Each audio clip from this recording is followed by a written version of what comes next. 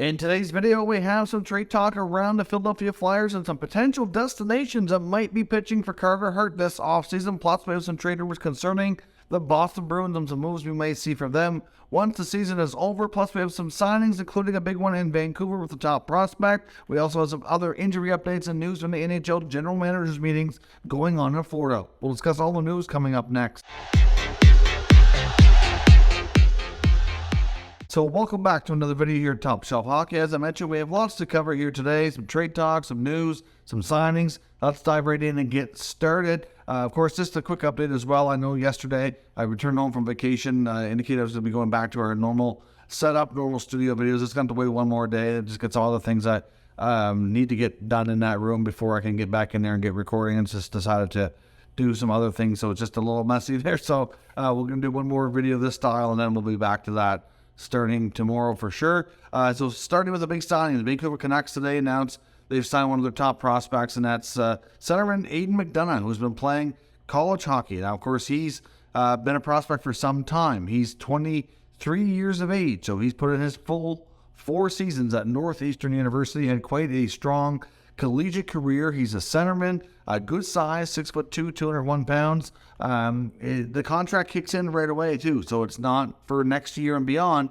It starts now, and it's only a 2-year entry-level contract. Entry-level contracts are strictly determined by the player's age. So obviously when they're 18, 19, 20, they get the 3-year standard contract. When they're a little bit older, they only get 2 years, or even 1 if he was a year older than what he is now. So that's going to burn a year off if he plays in 10 games. So basically how it's going to work is the contract's going to expire in 2 seasons no matter what.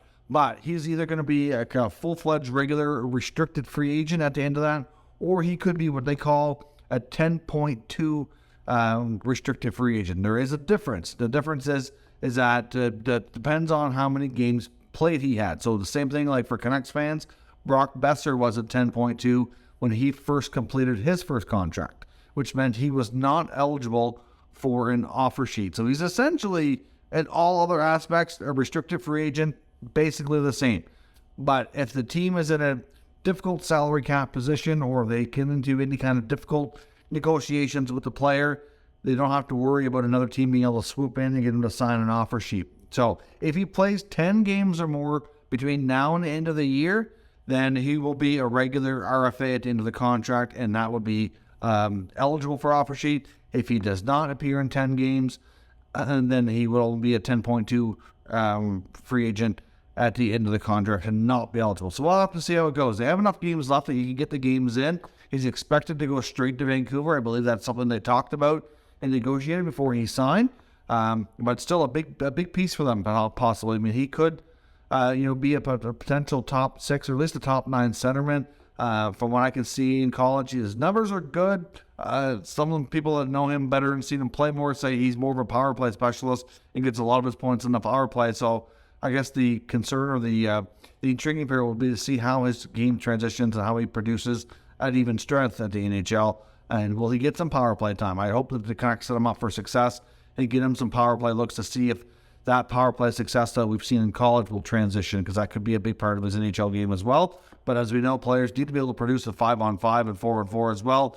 Otherwise, it's not going to be the greatest season if they're strictly relying on the power play alone. Now, we also saw a signing today in Nashville. The Predators announcing that they've signed Mark Jankowski. He had signed a 1-year, 2-way deal with them at the beginning of this current season, and now they've decided to extend him for a year. This appears to be a 1-way deal for $775,000 for next season as well. So Jankowski, who's kicked around the NHL for a fair bit of time now, gets another 1-year deal. And we also saw a prospect signing in Florida as well. The Florida Panthers today announcing they've signed left shot prospect defenseman from the Czech Republic, Muriel, who's 19 years old. He was a 2022 third-round selection.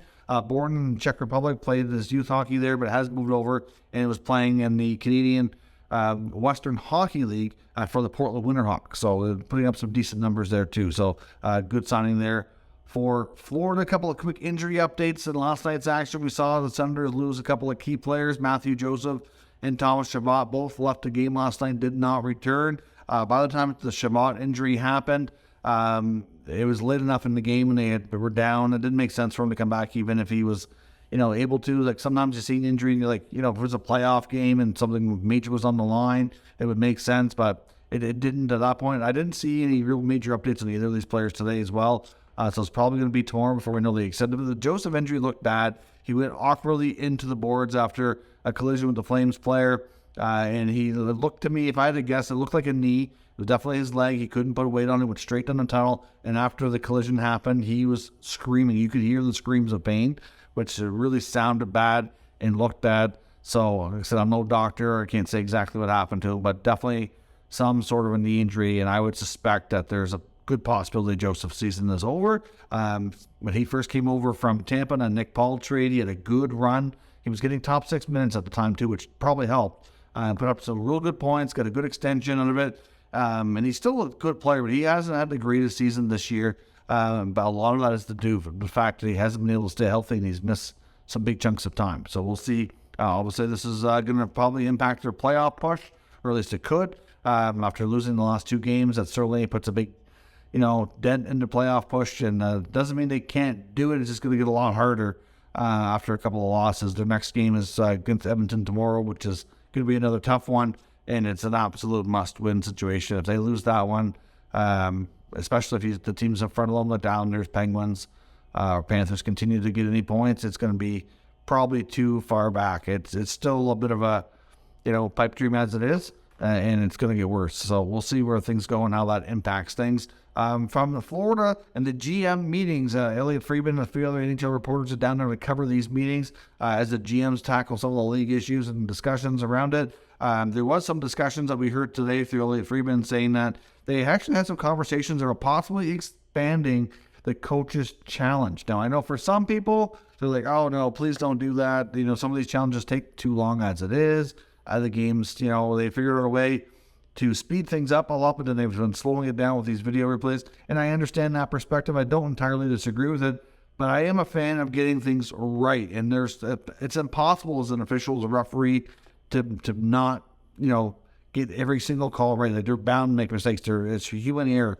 It's just the nature. You're never going to have the officials, without the help of video review, get the game 100% correct and not miss anything. And a couple of the things they're looking to expand it to would be to include the puck over glass call on the ice, as well as some minor penalties for high sticking. So, for example, if the puck over glass is called that it was deflected and they're convinced it went straight out and they want to challenge, they could do that. Or if it's called straight out and they're convinced it was deflected, things like that could possibly come into play.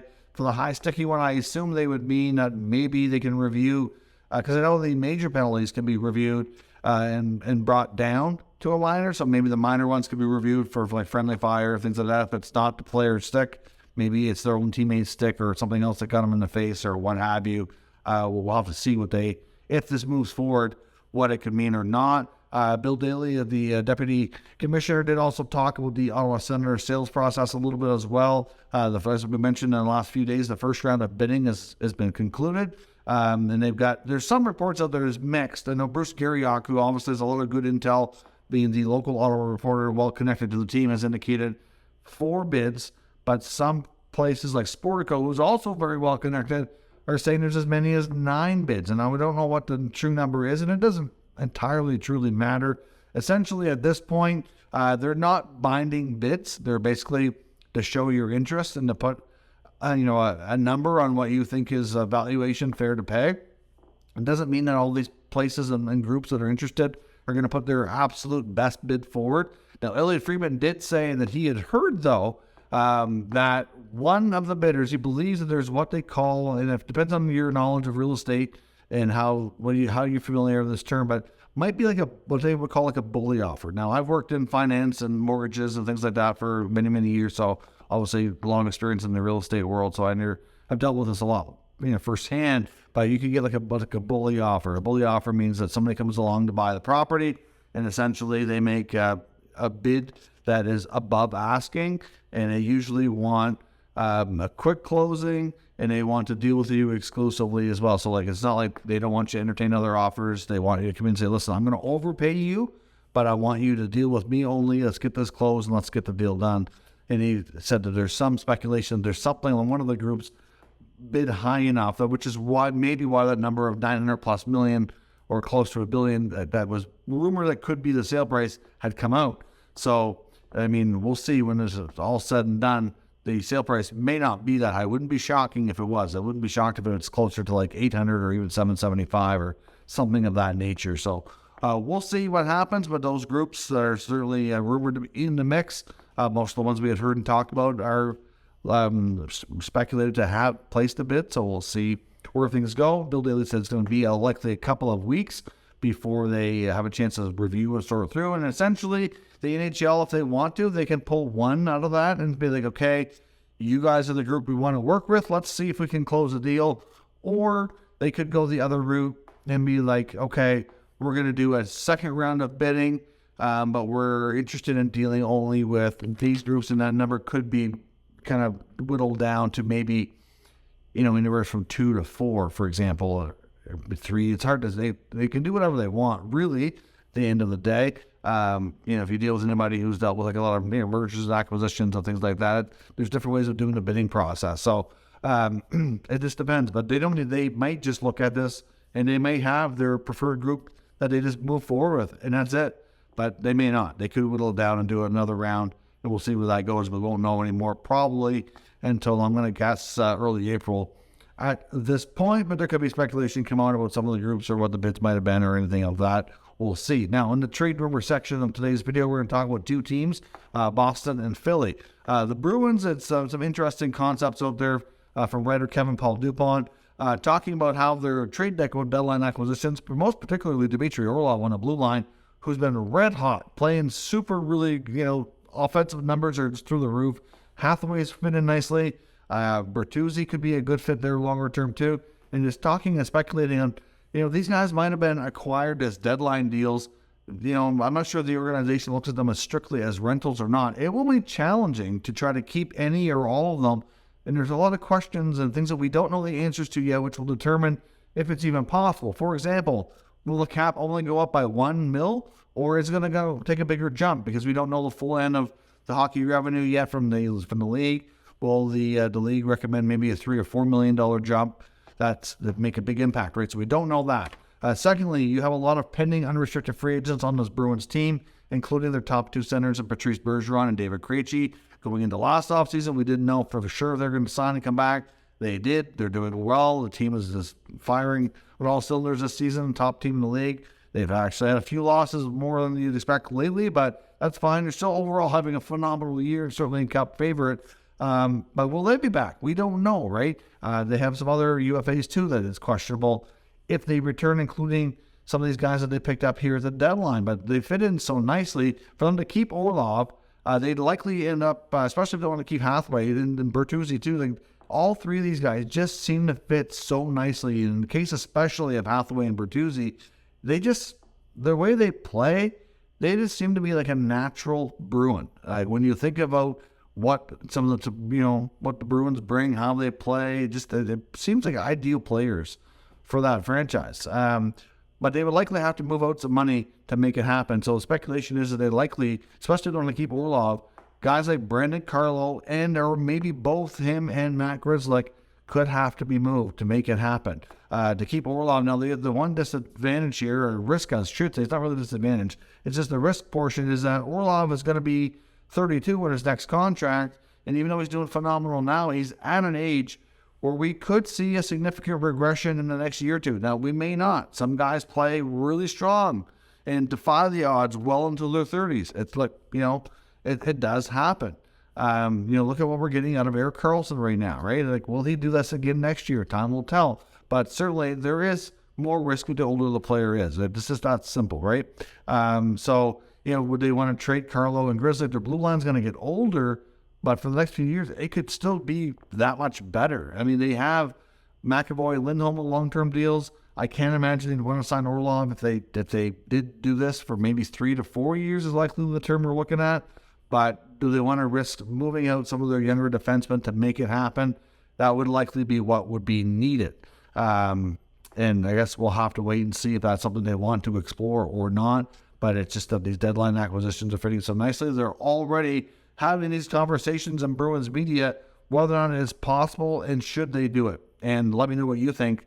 These deadline acquisitions for the Bruins, is there a chance they stay? And would you trade out some of these guys, like I mentioned, the Carlo Grizzlick, to make it happen? Do you think they'd be a better team long term? They're going to have to wait, I think, a little bit to get more clarity. Hopefully they don't have to wait so long to get an answer out of guys like Krejci, Bergeron, and they can have that sorted out, find out what the cap's going to be before you get to the draft, and then hopefully make some decisions before free agency ever kicks in, and you can make your moves from there, because the draft will be the optimal time to move either of those guys if they're going to do that. When it comes to Carter Hart, lots of talk and speculation today after it came out in the last 24 hours or so that he's likely going to be made available as the Flyers enter this rebuild on the new GM, Danny Briere.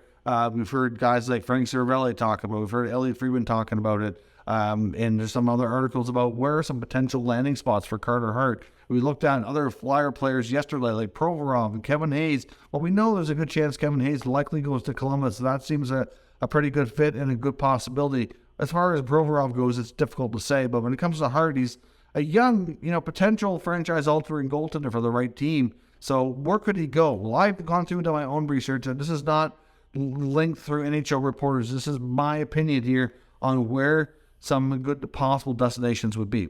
For one, the Los Angeles Kings. We know they've traded Jonathan Quick. They picked up, obviously, Jonas Corposalo. Felix Copley has come in this year and done phenomenal for them. Be curious to see how they finish the season. Do they finish strong? Do they have playoff success or not? Will be a big question mark. Like Corposalo is a pending UFA. So, they don't have to stick with him long term if they don't like the fit. So they might be in the market. And it's possible. I mean, there was some speculation that the Kings were, nibbling around the goalie market before. I also think that a Carter Hart trade for some, for his market that would be generated, as well as some of these teams, will also be dependent on what other goalies are available on the trade market too. Because it wouldn't be shocking to find out, like Ducks goalie John Gibson being available for trade. The long rumored, I think it's quite likely we see that this offseason. Wouldn't be a little bit less likely, but still quite possible. We could even see a Thatcher Demko trade out of Vancouver. Obviously the team is playing a little bit better now under Rick Tocchet. I don't know if they still see him under their current situation as being the answer.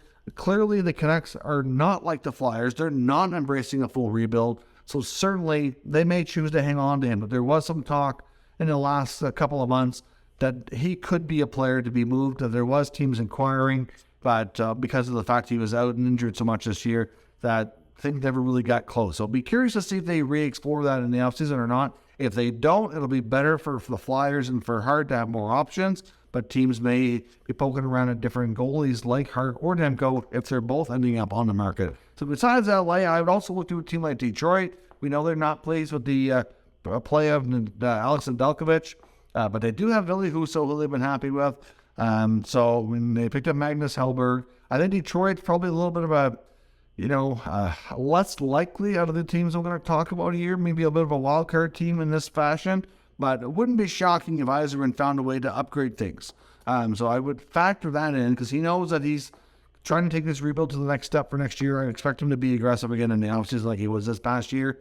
I wouldn't rule out the Seattle Kraken, who are likely going to be getting their first taste of playoff hockey coming up for this season, but goaltending has been a question mark. I mean, they've obviously had some good moments and some good play from some of these guys, including Marty Jones and Grubauer. But, they'd probably have to move Grubauer to make a trade for Hart work. But, they could spin off another goalie effect. But the Kraken have done well without getting, a high level of goaltending. If their goaltending was stronger, they would probably be a much stronger team because they've done really well in other areas of the game.